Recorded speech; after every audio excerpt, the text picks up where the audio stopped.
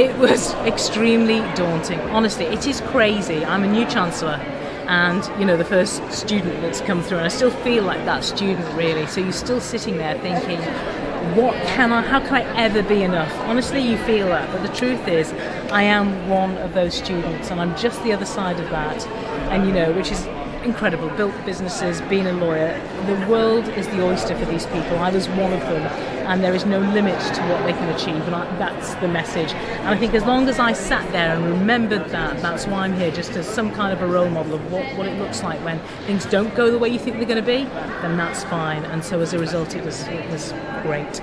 It was a huge honour. It was a huge honour for me. I couldn't believe it when I got the email.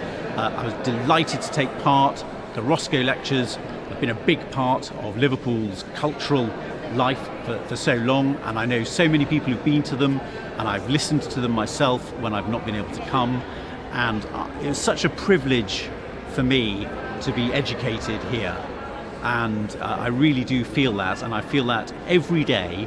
And so to be involved in just even the slightest way, I would have been happy to have just handed out the leaflets at the door.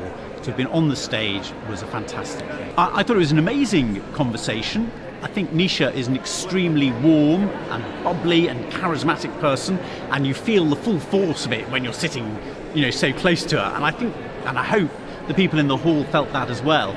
I also, to be perfectly honest, had dozens of questions which I never got round to asking, because the time just ran away from us. So I thought it was a great evening, and it's one of those things you think, the only thing that could have made it better is if we could have had another hour to chat to her, because she's such an amazing and interesting speaker. You spoke about the importance in your business world of grace, intelligence and graft. Yeah. Are they important qualities for the university community as well? Completely. Grace, just the way that you interact with people, with respect. You treat them with respect and accept them as they are. That emotional intelligence, reading the room, and graft. That graft is so important. That's just working hard. You are here to work. Part of the first few weeks, but then you work, and then suddenly doors open for you, and your life is going to be gilded. Honestly, that's the one thing I could tell everyone. There is no such thing as failure.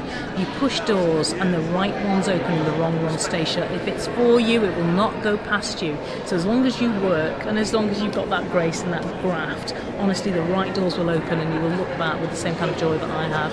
That's kind of my hope for everyone, but honestly, that's what I've learned, and I'm old.